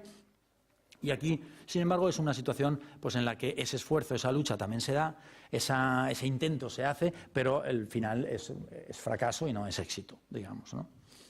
Bueno, esto es Benidorm, todos lo conocéis, desde aquí es el Benidorm tipo Chicago. Y este es el venidor más pues, del veraneo, del turista, de la sombrilla, etcétera, que desde aquí lo veis. Allí, junto a ese edificio que es el más alto de Benidorm, ahí, por ahí abajo, va a estar, es donde se plantean estos 2 concursos. Lo saca la Administración Pública Valenciana, son 2 concursos. En este solar pequeño habrá que hacer un edificio máximo 10 plantas de altura, es un bloque 7 metros de linde a los vecinos y máximo 10 plantas de altura, no hay más normativa. El resto de normativa, la que ya os he contado antes. 40 viviendas de ancianos, con las mismas condiciones que antes, centro social, todo. Aquí lo mismo, pero con un programa de jóvenes. para jóvenes. Las viviendas cambian solamente en que tienen que ser de 1 y de 2 dormitorios. Pero también tienen unas zonas comunes que son para ver la tele o para estudiar, y unas zonas comunes también que en vez de ser que la del comedor, estas son para una pequeña gimnasio, una pequeña zona deportiva. Y luego interior. Y luego lo que piden es, en la línea de lo que ha ocurrido ya en el proyecto anterior mío, que todo este resto de aquí, todo este resto que baja recto hasta aquí, todo esto, en este concurso se acomode y se arregle como zona verde de parque. Lo mismo que habíamos hecho en el de San Vicente, ahora viene ya programado que se haga así. Y aquí, todo este resto de aquí, hasta llegar aquí abajo. De aquí a aquí hay como 12 metros de desnivel. Y esto que está dibujado en blanco es la huella dentro de la cual tiene que estar, con 7 metros de retranqueo a los bordes, la edificación. Pero tiene que estar metida dentro de ese conjunto de parques. Son 2 concursos independientes. Te puedes presentar a uno, te puedes presentar al otro, te puedes presentar a los 2. Se van a fallar de forma independiente por el mismo jurado. Y se van bueno, programas independientes y se van a contratar. Benidorm es así, como el cine. La pantalla es el mar y los edificios de delante son lo que tú ves en el cine. Los cogotes de todos los que tienes delante, depende de la fila que estés, ¿no? Lo decíamos hoy en clase, cuando uno de la fila 3 se mueve, se produce un movimiento de todo, una especie como los barcos en el mar que dejan la estela cada vez más amplia, de todos los que están detrás, que se acomodan para que volver a buscar, como veo ahora ya Félix, que hace así para mirar por aquí porque el delante se ha movido un poco, ¿no? Bueno, eso mismo pasa en Benidorm. ¿Quién facilita eso? La ordenanza. La ordenanza te permite. La ordenanza de Benidorm es como un sueño para un arquitecto. Es edificabilidad tanto, no cuenta ni portales, ni zonas, ni plantas abiertas, no cuentan edificabilidad. Y tienes 7 metros a los vecinos, a cualquier linde y altura libre. Por tanto, puedes hacer un edificio que tenga una vivienda por planta y 77 plantas. Si eres capaz técnicamente, adelante, ¿no? Siempre que la edificabilidad techo esté en la 77. La alcances en la 77. Bueno, ¿qué pasa entonces en la realidad? Que cada uno busca cada vez, conforme más atrás te vas, más finos son los edificios en Benidorm. Son más finos porque en realidad queda menos sitio delante. Y entonces todos van buscando, claro, en el folleto tiene que poner vistas al mar, porque si no caes muchos enteros, ¿no? No todos las pueden tener, obviamente, porque hay ya muchas líneas de edificación, pero sí se produce ese movimiento de las torres, que se acomodan en los solares, no tanto mirando el suelo, no tanto mirando la calle comercial, no tanto mirando nada, como mirando el mar y qué espacio me queda para llegar allí, ¿no? Por tanto, al final, hay algo que estuvo en el principio, en los orígenes del proyecto. 2 cosas. Las cuento, enseño las imágenes y termino con otro proyecto que me interesa más contar. Que es, insisto, también está abajo y el otro también. Es que todo el que se compra un apartamento aquí vive en la misma tipología de torre. Sea cara o sea más económica porque está en 17ª línea. Un bloque apastillado, digamos, valga la palabra, que tiene las zonas de estar y los dormitorios principales delante y detrás tiene las escaleras, casi siempre lineales porque le ocupan mucha fachada y poco fondo, y las galerías, las cocinas, y ya depende del tamaño del bloque, a veces hasta un dormitorio se asoma por las fachadas laterales, ¿no? Esta es la tipología Benidorm, porque obedece a la lógica comercial del mar allí y detrás nada que mirar, y además poniente, ¿no? Detrás. Pero ¿qué ocurre? Que ocurre que tú no tienes la fortuna literal, o sea, la fortuna de comprar un ático ahí y vives aquí. Entonces tú lo que ves en realidad son todas las traseras de todos los edificios. Esa es tu vista, ese es el escenario, la escena de tu casa. Por tanto, a mí me pareció muy importante desde siempre, desde el primer momento, cuidar eso, que en Benidorm está muy poco cuidado. Algunos edificios de los años 70, cuando los arquitectos eran buenos, sí que están cuidados las traseras, tienen unas celosillas cerámicas impresionantes que cubren las galerías, las terrazas, etcétera. Pero ahora que todo es mucho más economicista y todo mucho más comercial, ¿no? Pues al final las traseras son sencillas, son baratas, son muy cerradas, los huecos mínimos que te pide la norma, y eso es lo que tú ves, ¿no? Entonces me parecía que la cuarta fachada, la fachada de atrás, en un bloque que con toda seguridad iba a buscar las buenas orientaciones. Nosotros no vemos el mar desde nuestro bloque, pero obviamente el sureste está ahí, ¿no? Ya hemos hablado de él. Tiene que tener necesariamente una dignidad muy alta la fachada de atrás, porque es con lo que yo te miro, ¿no? A los demás, es lo que yo ofrezco a los demás. Entonces nuestra preocupación fue desarrollar una tipología edificatoria, una solución de torre, llamarle como queráis, una solución que permitiera elevar hasta las 10 plantas que nos permitían, que permitiera ubicar en planta baja el centro de día, las zonas comunes en una planta 3, ahora lo veréis, y lo mismo vale para las 2 torres, y luego alzarse hasta los 20 plantas que permitían para los jóvenes y hasta los 10 que permitían para los ancianos, con 2 edificios que se pudieran hablar, que se pudieran decir, que cuidaran su espalda y que tuvieran una condición de proyecto. Y yo, desde el primer día que aparecieron estos 2 concursos en el estudio, dije, este concurso lo ganará el que haga un buen proyecto. Eso fue mi primer comentario cuando lo vi. Dije, este concurso lo ganará el que haga un buen proyecto. No ganará el que haga 2 buenos proyectos, ganará el que haga un buen proyecto, porque me parecía, como antes hemos hablado, de todo el punto de vista absurdo pensar en una edificación aquí, con un parque aquí y otro parque completamente hecho en otro despacho de otra forma y configurado de otro modo aquí, con un edificio aquí de otro modo como fuera, ¿no? Veía que había una oportunidad de ciudad. Benidorm, además, es un municipio que tiene una escala un municipio que tiene una escala muy potente y es muy interesante en muchos sentidos. Los sociólogos todos están enamorados de Benidorm, ¿no? Y muchos urbanistas y muchos arquitectos. Y con muchas razones, ¿no? Entonces, hay algo de escala, de tamaño, que Benidorm lo pide, ¿no? Y este, que es un barrio donde hay poca cosa que decir y encima tienes al lado el mamotreto ese de 70 plantas, que es el edificio, no sé cuántas, que es el edificio más alto allí, que no es un edificio muy, en fin, no es el SIRAM, pues encontrar algo que tuviera que ver con la escala que una ciudad como Benidorm, tan dinámica, con tanto movimiento, etcétera, pidiera. Y nuestro proyecto, porque fue un proyecto, lógicamente, lo que planteamos, queríamos ganar. Y yo tenía claro que tenía que ganar un proyecto, ¿no?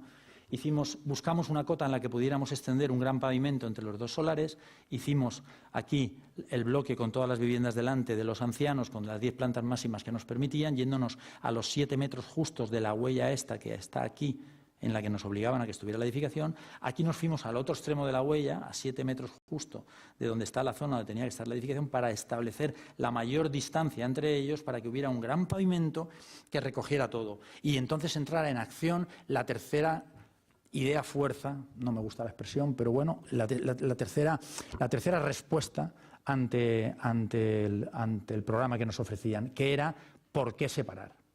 ¿Por qué separar? ¿Por qué dejar a los viejos con los viejos y a los jóvenes con los jóvenes? ¿Cuántas, como gustan ahora decir, sinergias y cuántas cosas buenas se pueden enseñar, se pueden explicar, se pueden ayudar entre personas mayores y jóvenes? ¿Por qué no convivir todos en un mismo proyecto, en un mismo lugar? ¿Por qué no? Entonces, el proyecto establecía claramente, los concursos, cada uno era uno, establecía sus programas. Pero nosotros, desde nuestro proyecto, íbamos a ir contra eso.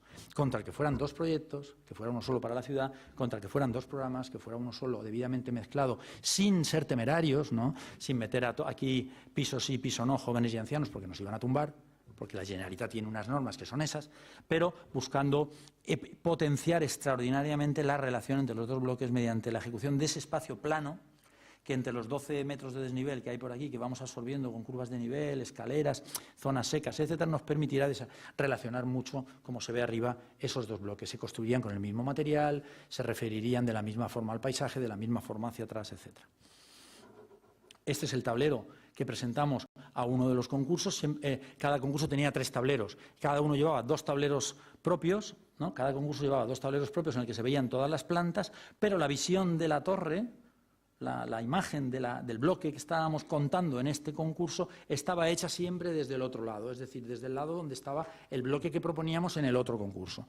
En el caso del otro concurso era al revés. Veíamos la torre que proponíamos, pero la veíamos siempre desde el espacio que ocupábamos ahí, reforzando también con los dibujos que hacíamos lo que estábamos proponiendo.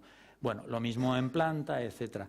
Ya casi al final de la realización del proyecto, cuando estábamos ya la noche anterior a la entrega, decidí darle una vuelta de tuerca más. Fue como algo que el proyecto, ya en silencio, yo no sé plotear, no sé todo eso, no sé hacerlo. Entonces ya estaban las cosas saliendo de los plotters y todo eso, y a mí me quedaba poco por hacer más que mirar las imágenes, dibujar, pensar. Pero en ese momento de silencio, de tranquilidad, a 12 horas o 15 de entregar el concurso, es cuando mejor se oyen los susurros del proyecto.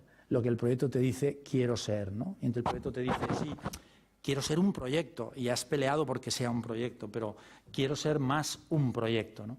Y de fruto de ese rato surgió entonces esto, que apareció como algo que el proyecto estaba pidiendo para acabar de cerrar la propuesta que nosotros hacíamos. La memoria era una memoria muy reivindicativa anti-apartheid, antiseparación, por edades, etcétera, y entonces planteamos, bueno, modificamos todo, paramos los plotes, arreglamos todo esto y ya llegamos a tiempo, a las 2 del mediodía el día siguiente, para que el tercer tablero, que era un tablero común a los dos concursos, que era este, y que planteaba desde la planta 3, que es donde están las zonas comunes de los abuelos, a la planta 4, que es donde ubicamos las zonas comunes de los jóvenes, se tira este puente de doble altura, de 6 metros de canto, de unas fechas muy ligeras, que tiene doble acceso, un acceso con doble plataforma.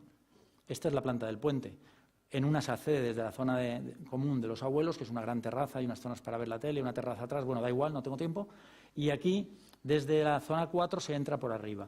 Aquí no llueve, aquí sí que llueve. Y hay un gran vacío en el propio puente que deja pasar la estructura portante, que permite, mediante unas escaleras, o a estos señores caminar por aquí, subir y dirigirse a las zonas comunes de los ancianos, o estos bajar y dirigirse a la... Y, por supuesto, entre todos, compartir ese espacio.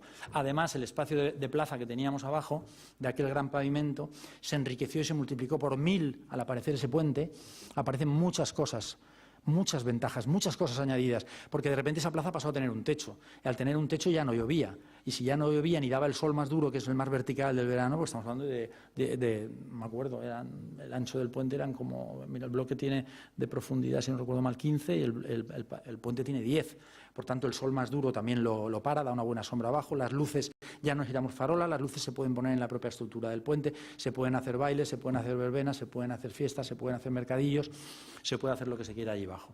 Bueno, el resultado del concurso fue que obtuvimos el primer premio en este concurso y el segundo premio en este. Así se falló el concurso y se cortó el puente por la mitad y no pudimos edificarlo. Este fue el edificio que premiaron en primer lugar. Nosotros fuimos, como he dicho, segundos. Y este fue el proyecto que hicimos en primer lugar, que es el nuestro, donde se ve la espalda cuidada y que ya por fin edificamos. Ya no tiene, claro, lógicamente, ni el puente, tiene la plataforma hasta el suelo, pero no tiene lo demás. Bueno, esta es la fachada trasera. Es la más abstracta de todas, oculta, como veis, las escaleras y todas las galerías de tendido, que esa es otra, porque todas las galerías de tendido tienen, como veis aquí, toda la ropa fuera. Eso está tapado por una chapa microperforada de aluminio muy fuerte, que con un pequeño pliegue aguanta de forjado a forjado, no tiene subestructura, no tiene hierros que cojan porquería, no tiene nada, solamente que bloquea un poco el sol de poniente, deja pasar la vista. Bueno, todo eso se entiende.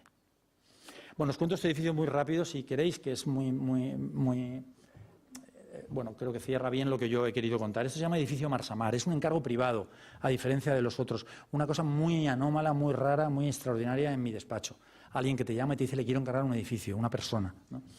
Unos propietarios, que son unos hermanos de mi edad, que hace ya 10 años o así, me llamaron para hacer este edificio, que tardamos 5 o 6 años en poner en pie. Y está hecho hace, pues eso, 5 años, una cosa así. Se llama edificio Marsamar. Es el encargo, me llaman para decirme que me quieren encargar un edificio de oficinas, que quieren hacer un edificio de oficinas bueno, que quieren hablar conmigo, que conocen lo que yo he hecho, que no me conocen a mí, pero tal.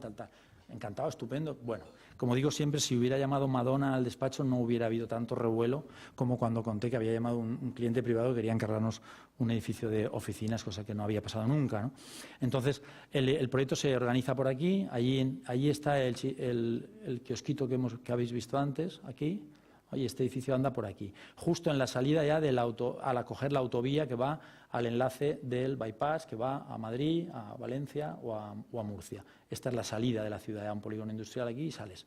Justo aquí hay un hotel, etcétera. Bueno, a mí me encargan esto y yo pienso enseguida, claro, ¿qué voy a pensar? Me dicen que nos veremos el lunes, esto es un viernes, me voy por allí, recorro todos los solares, miro los solares que quedan, que hay muchos. A ver cuál será este, será aquel, si fuera este lo haría así, si fuera aquel otro lo haría así.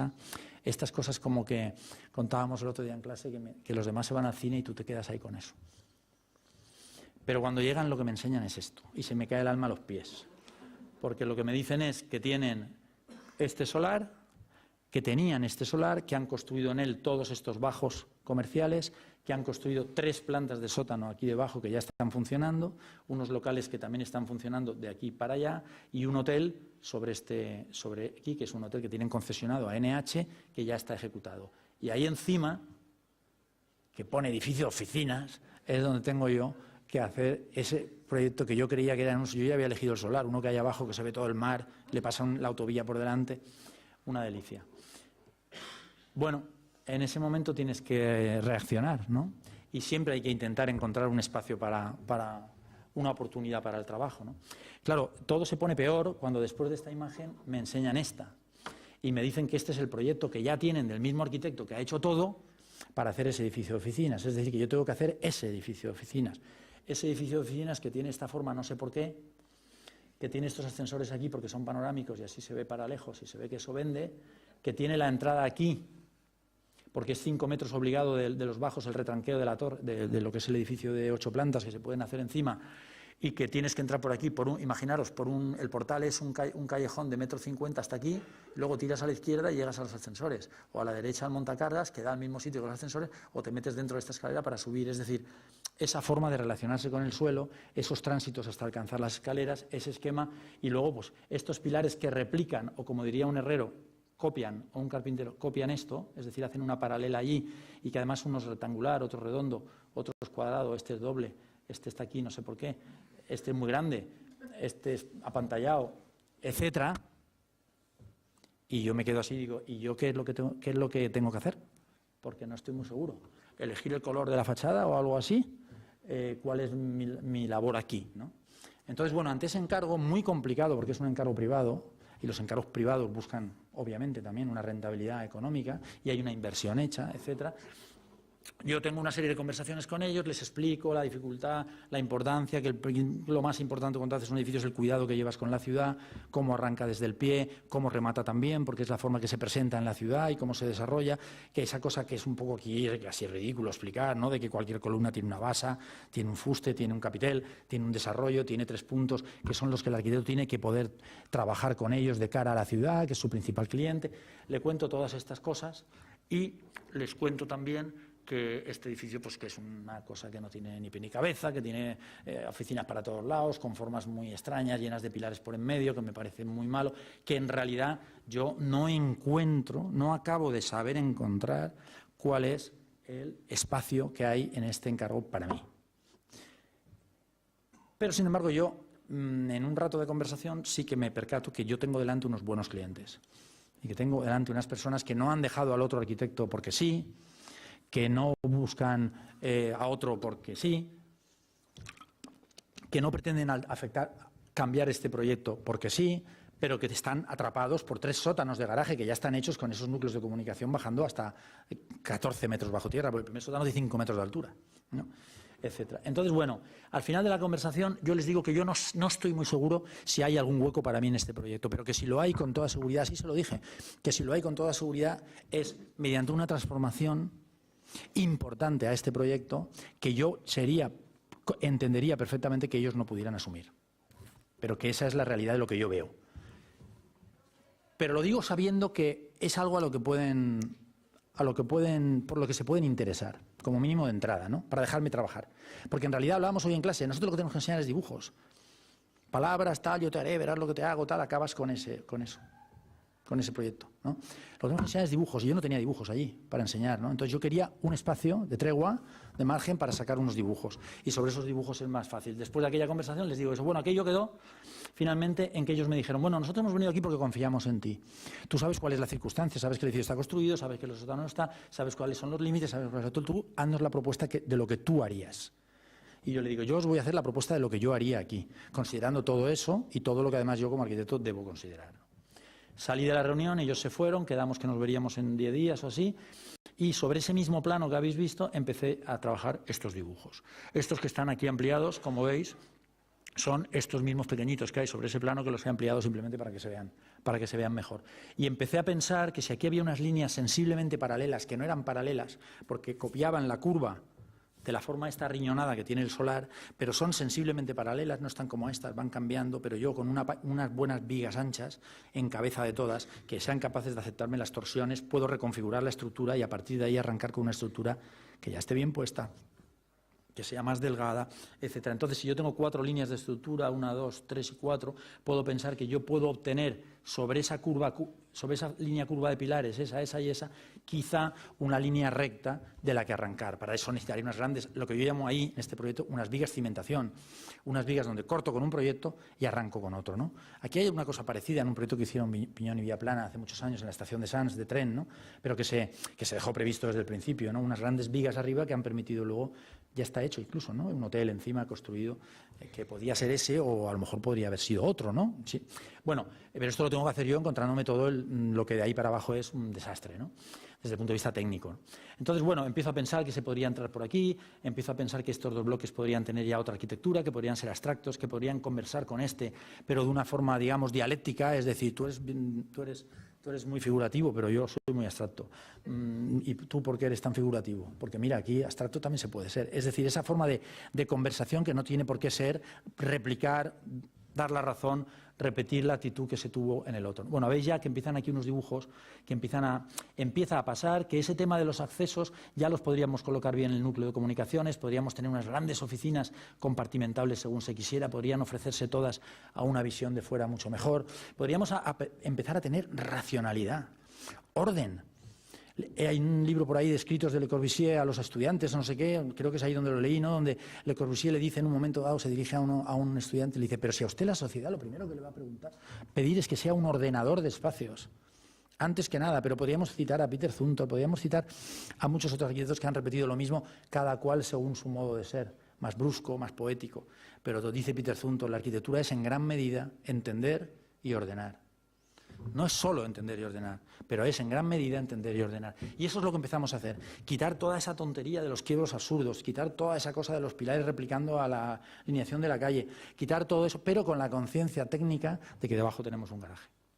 Bueno, el caso es que de ahí aparecen estas imágenes, nos damos cuenta que ya que tenemos que demoler para hacer eso, estaría bien que este bloque no llegara al suelo. Si no llega al suelo y lo dejamos volando, podríamos crear aquí un gran espacio público de 400 metros cuadrados. Hemos empezado hablando del SIRAM y cómo el SIRAM se recoloca, ¿no? Recolocamos el edificio en el sitio, pero no recolocamos solo el bloque, recolocamos los bajos, que ya están construidos físicamente, hay que demolerlos. Bueno, a lo mejor no es asumible por ellos, pero ellos me han pedido que yo proponga lo que yo haría, ¿no? Y con este SketchUp rápido empezamos a pensar cómo podría ser el edificio, que podría ser así, ya no bajaría la pata de la noche anterior, que la pata bajaba hasta el suelo, sino que tendría que quedarse en el aire. Para eso tendríamos que desarrollar una estructura muy fuerte aquí, y empezamos a pensar que eso podría ser así. De ahí aparecería una planta que podría ser esta, ya ordenada, limpia, con una estructura de fundas metálicas y hormigón de alta resistencia para que fuera coherente con la estructura de hormigón, y con el calculista que había hecho el edificio anterior, que es experto en hormigón y poco experto en instalaciones en estructuras metálicas. Entonces recurrimos a un hormigón de alta resistencia y poco peso, por lo tanto poca cantidad de él. Las fachadas eran ligeras y esto es lo que yo les enseño a ellos. Yo se lo enseño, el SketchUp ese se mueve así como se mueven los SketchUps, ¿no? Que lo puedes ver por abajo, por arriba. Ellos les gusta mucho, les ilusiona, lo ven una cosa extraordinaria, pero yo les digo que yo soy consciente que les estoy diciendo que tenemos que, para hacer este edificio aproximadamente, tenemos que demoler unos 1000 metros cuadrados de forjado, de techo de planta baja, reconstruir del orden de 500, 600, es decir, regalar a la ciudad 450 metros de volumen de local comercial que ya nunca vas a vender porque nunca vas a tener, y que además has demolido su techo para poder lograr este espacio, y además de aquí para abajo hacer obras muy importantes de modificación estructural para poder alcanzar a levantar este edificio. Pero a ellos les gusta, lo entienden, lo ven. Alguna vez me ha preguntado un alumno, ¿cómo se relaciona uno con los clientes cuando los clientes están? Digo, yo no sé porque he tenido pocos, pero cada vez pienso siempre en lo mismo. Y es que, digamos, solo me atrevería a decirte que a todo el mundo le gusta tener una buena experiencia. ¿A quién no le gusta tener una buena experiencia de aquí? ¿A quién le gusta tener una mala? A todo el mundo le gusta tener una buena experiencia. En nuestra mano puede estar en muchas ocasiones que la construcción de una cosa se convierta, no solo para nosotros, en una buena experiencia también para el promotor, para los demás. Y eso ya es algo que va minando la moral del otro o de su contable o su gerente, que es el que normalmente le está diciendo que tenga precaución con lo que hace. Pero bueno, ellos se lo llevaron, me dijeron que les diera 10 días para contestarme, y a los 2 días me llamaron diciendo que adelante.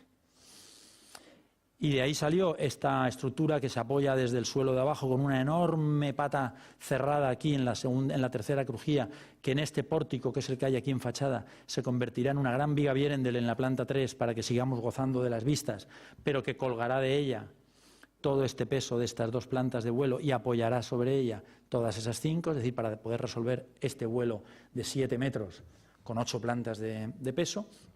Nos equilibra la estructura, unas están a tracción, las otras a compresión, subimos hasta ella con esta pata desde abajo, desde el sótano menos 3 y desde ahí vamos enlazando y el resto ya es, como os he dicho, unas grandes vigas. Bueno, voy a ir pasando y acabamos.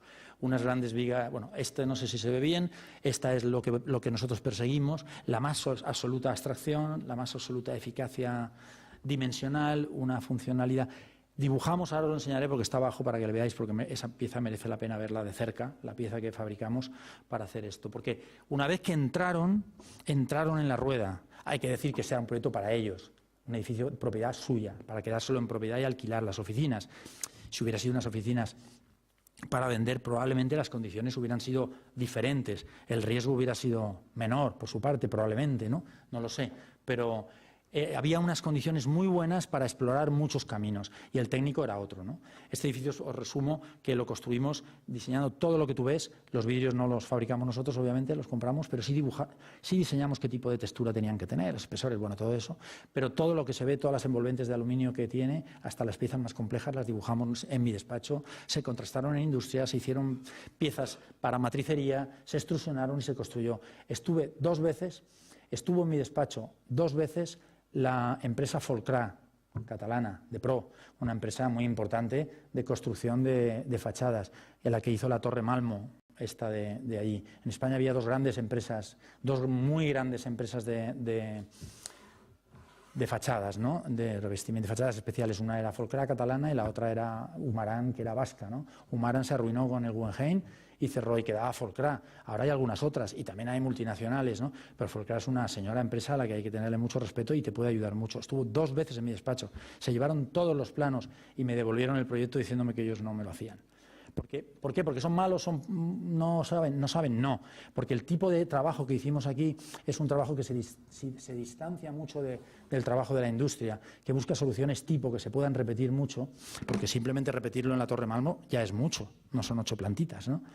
Y entonces desarrollan mucha investigación y mucha prueba-error y cuando ya lo tienen se ponen a trabajar, ¿no? En este caso era un trabajo como era un trabajo como es que no sé cómo decirlo, como de artesanía industrial. Lo hicimos todo en unos talleres que están cubiertos con uralita, ¿no? Y allí fue donde hicimos las pruebas, donde hicimos todos los contrastes y donde fabricamos de la mano de unos carpinteros de madera todas las fachadas de aluminio de aquí, que podéis ver abajo. Bueno, estos son los primeros detalles. Ya acabo pasando las fotos. Fijaros en este, que es como pensé yo que podía ser el final del cerramiento de vidrio que íbamos a pensar con la envolvente curva que viene por aquí y cómo terminar con los vidrios abiertos para que ese doble pared de vidrio que le íbamos a poner en la fachada de suroeste, que pasa la carretera y que nos vale para proteger de ruidos, para proteger de sol, y también para atemperar todo eso y además para que recircule el aire por dentro.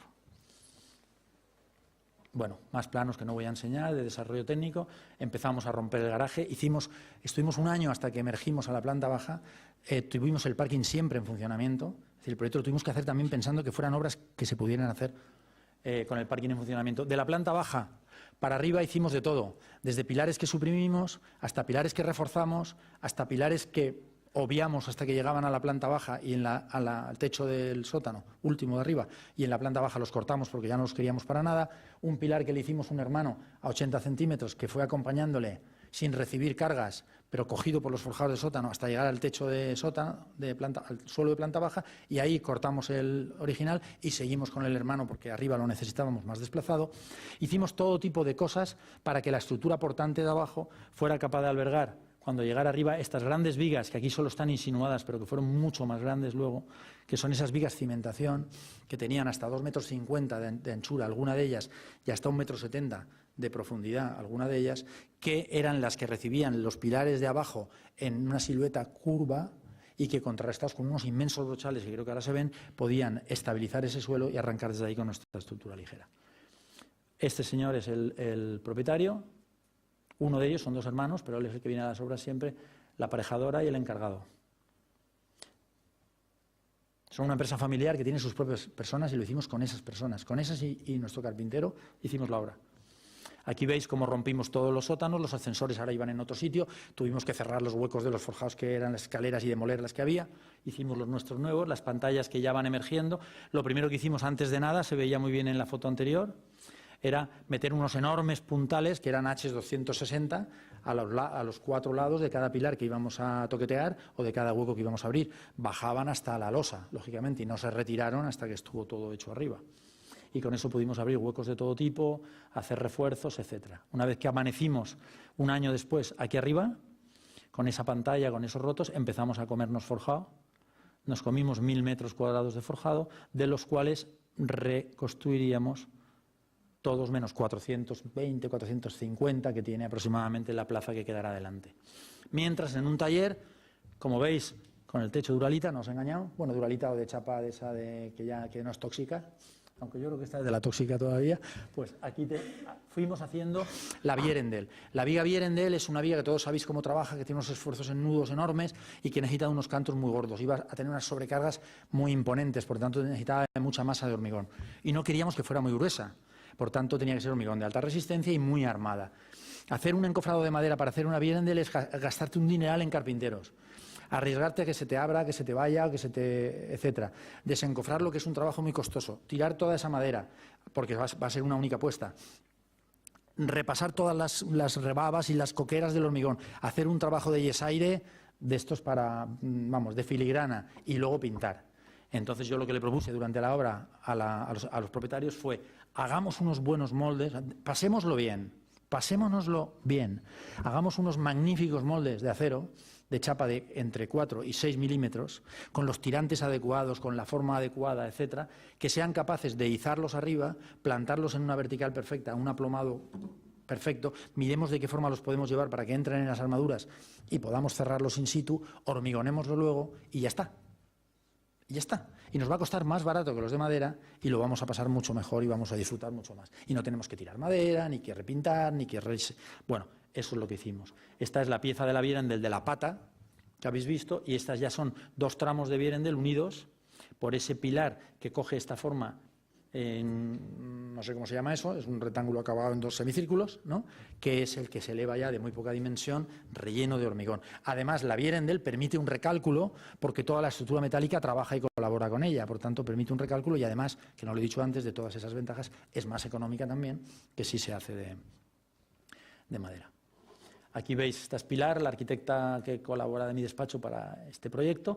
Aquí veis cómo estamos izando los encofrados Vierendel, de la Vierendel que venía. Aquí veis las grandes vigas de cimentación. Esta, en este caso, termina aquí. La otra la podéis ver allí, que pasa por allá, y la otra del fondo que está allí.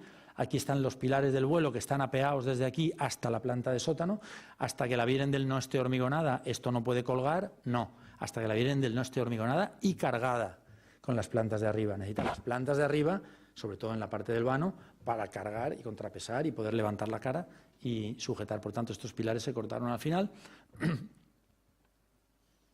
Aquí veis esos grandes encofrados, la trapa que se les deja para meterlos dentro de estas ferrallas, que es donde tienen que entrar, y luego, por último, se ferralla la parte superior. En otro taller, como veis, con el techo también de Uralita, tóxica, estábamos haciendo las pruebas de cómo hacer esas ménsulas que nos van a traer desde la fachada de hormigón, desde los cantos de los forjados, la segunda piel de vidrio de arriba abajo. Pensábamos si hacerla con aluminio, siempre en aluminio, siempre con aluminio plegado, sin aluminio sin plegar, con tornillería por fuera, vista con los troqueles para que ventilen cada planta, con una contraménsula que iría aquí, con tornillos aquí, que cuando hicimos la prueba la cargamos de sacos. No teníamos ningún laboratorio que nos diera garantías de esto. No teníamos ninguna casa de aluminios, y llamé a varias, porque yo he hecho muchas cosas de aluminio, que nos asesorara. No teníamos ninguna empresa, Folcra o compañía, que nos quisiera hacer esa fachada. Y al final, con nuestro carpintero y nuestro cerrajero, lo hicimos. ¿Cómo se sabe si una ménsula va a dar la carga? Pues puedes hacer un cálculo matricial sobre los elementos de aluminio, o puedes hacer algo que es mucho más rápido, que es hacer una muestra, llevarla a la obra, ponerla, colgarle sacos de cemento. Yo aprendí así, cuando aprendí con mi padre, que es arquitecto muy viejo. La cargas de sacos de cemento, tomas la flecha que toma y esperas 3 días y esperas 4 días y te vas asegurando. Y, por ejemplo, te das cuenta que unos tornillos de acero inoxidable, de algo que tendríamos que habernos dado cuenta antes, unos tornillos de acero inoxidable sobre estas 3 planchas de aluminio que tienen 15 milímetros, que son así, aún así el aluminio se plastifica, se ablanda y se deforma. Por tanto, desestimamos la vía puro artesanal y nos vamos a la vía artesano-industrial, que es la de dibujar un buen perfil. Esta muestra, esa misma que está ahí, la tenéis abajo Por pena no puede estar de frente porque pesa mucho y no los paravanes no pueden aguantar y está puesta de pie, pero la podéis ver, si miráis los planos que están con atención, la veréis para que os hagáis idea de la dimensión que tiene esa pieza, ¿no? La extrusionamos con la medida mayor que podemos extrusionar en España. Esta distancia de aquí a aquí es la máxima que hay que podemos extrusionar aquí, si no tendríamos que haber ido a extrusionar fuera, impagable ya, complicado. Aprovechamos angulares de catálogo para hacerla y todo este dibujo que tiene son dibujos y dibujos que vamos haciendo en el estudio para ver cómo podemos acoplar los vidrios, poner las juntas necesarias para que no se chasquen, etcétera.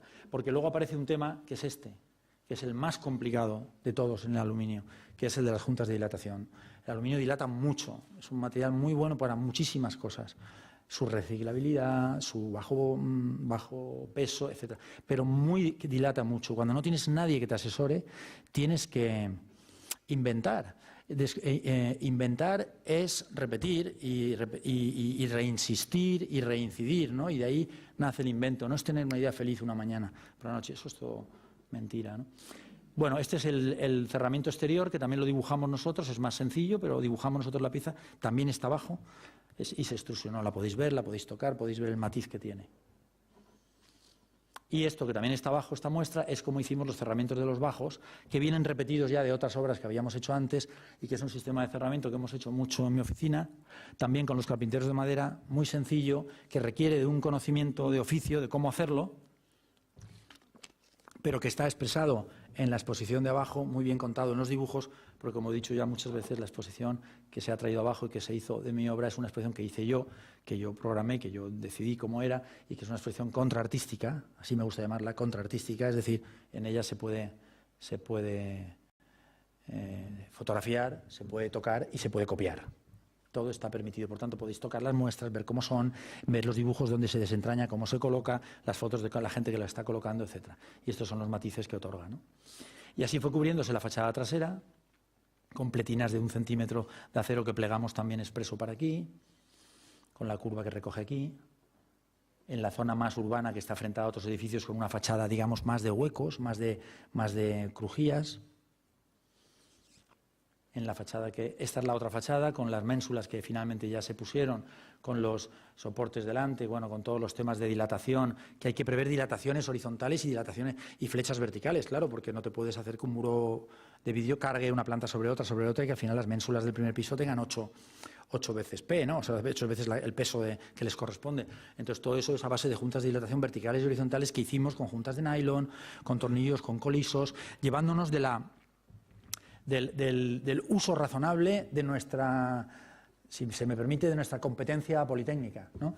Es decir, decía yo el otro día, que saber mucho de técnica y de construcción si queremos avanzar, en realidad si queremos inventar, si queremos avanzar, si queremos hacer algo que podemos llamarle inventar porque es la primera vez que se hace, pero no es la primera vez que se hace porque es solamente un poco más de lo que se hizo la vez anterior, ¿no? Aunque aparentemente sea completamente diferente. Bueno, estas son las pasarelas y aquí veis el dibujo que yo os he dicho antes que os fijarais, que es de los primeros días y cómo se parece extraordinariamente a la solución final. El cerramiento viene por aquí con su pletina que corta entre plantas, aquí tapamos con una planta entera. Este edificio tiene, no sé, debe ser del orden de 20 tornillos, todo lo que son los cerramientos está todo atornillado. No hay nada soldado, no hay nada, todo está absolutamente atornillado, todo lo que se ve del edificio. Podemos estar hablando de, no sé, de 200.000-300.000 tornillos, quizá más, pero a la vista, es decir, que se ven, estamos hablando del orden de 50, 60, 70.000 tornillos.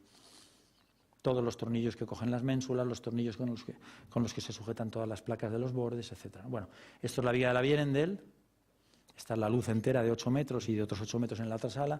Esta es la otra oficina que queda detrás. Nosotros acabamos solamente el núcleo central, porque luego dentro son oficinas de un techo muy convencional, bien colocadito, tal, que están ahí a la espera de que cada inquilino pues mueva las luminarias como le interese o haga la distribución que quiera. El vestíbulo es donde sí que pudimos hacer un trabajo mejor, porque es un trabajo que queda y que no se va a alterar. Los buzones los hicimos nosotros, las maderas que plegamos, bueno, las pieles, todas las cosas que hicimos aquí, que son trabajos esmerados. El edificio ya con toda esa plaza que regala a la ciudad, que da un pie para él, que permite que se acceda a él por un sitio mejor, pero que es un regalo también, una oferta, un ofrecimiento a la ciudad para que la gente se siente por aquí por la noche a fumar el último cigarro, a charlar, a pasar el rato, a a lo que se quiera, ¿no? Y se produce el acceso. Y esa visión en abstracto sobre la condición del hotel, desde un lado, desde el otro edificio que se asoma por el otro lado. Y finalmente, pues cómo se ofrece el edificio a la plaza y cómo queda esta plaza configurada de ese modo. Esta rampa surge porque el sótano está abajo y, bueno, como al final el proyecto perseguía de algún modo atender a su cliente principal superior, que era la ciudad, y de algún modo esta imagen pues lo representa. Gracias.